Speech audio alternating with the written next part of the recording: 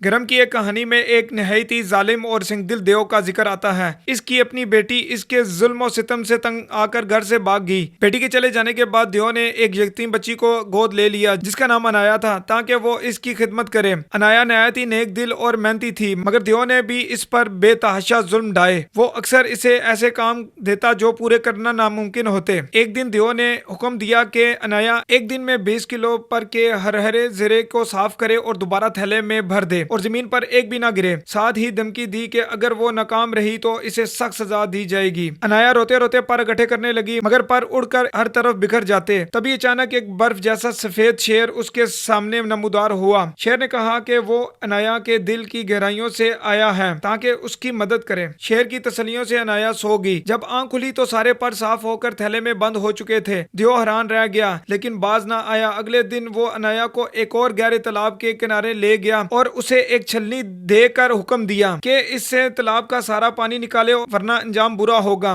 यह नामुमकिन काम था, लेकिन अनाया ने हार ना मानी। दियो के जाते ही सफेद शेर फिर आ गया, अनाया को सुलाया और सूरज ढलने से पहले सारा पानी पी गया। तीसरे दिन दियो ने एक और मुश्किल काम दिया, एक दिन में एक शानदार महल तामीर करना। अनाया फिर अफसुदा होगी, लेकिन शेर आया और उसे सुला दिया। जब सुबह आंख खुली तो सामने एक अजीम आलीशान महल खड़ा था। अंदर सजे हुए कमरे, मेज पे तरह तरह के अकसाम के खाने मौजूद थे। देव महल देखकर खुशी से झूम उठा, लेकिन अचानक वो एक खुफिया जाल में फंस कर तय खाने में गिर पड़ा जो सफेद शेर ने खास इसके लिए बनाया था। अब देव का जुल्म खत्म हो चुका था। वो महल अनाया का हो गया। वो एक गरीब लड़की से एक शहजादी बन गई। जल्द ही इसकी खूबसूरती और दौलत की शोहरत तो दूर दूर तक फैल गई। कई शहजादे इससे शादी की ख्वाहिश लिए आए, मगर अनाया ने किसी को कबूल ना किया। एक साल बाद अनाया की मुलाकात एक खूबसूरत माली से हुई। दोनों एक दूसरे को दिल दे बैठे। शादी की तैयारियों में माली एक गाँव गया, लेकिन वापस न आया। अनाया को फिक्र हुई और वो उसे तलाश करने निकल पड़ी। जंगल में वो रास्ता भटक गई। तब सफेद शेर फिर नमूदार हुआ और वो उसे एक दूर दराज मुल्क ले गया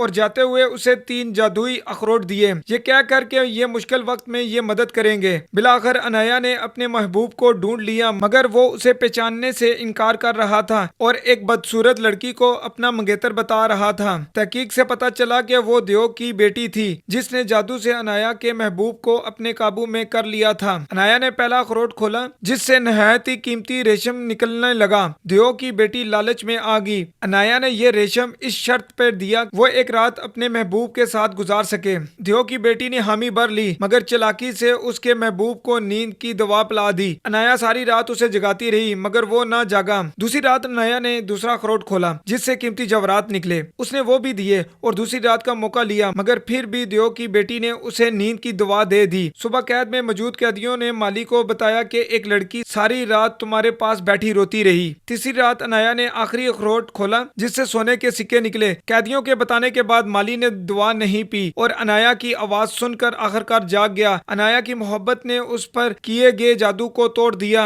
और वो सब कुछ याद आ गया। इस वक्त देव की बेटी के पास मौजूद तमाम खजाने गायब हो गए। जब उसे पता चला कि अनाया अपने महबूब के साथ भाग गई है, वो गुस्से में इनके महल जा पहुंची, मगर किस्मत से वो भी अपने बाप की तरह महल तहखाने में गिरकर खत्म हो गई। जो अनाया और उसके महबूब खुशी से रहने लगे और इन्होंने सफेद शेर की याद में उसका एक मुजस्समा महल में बनवाया।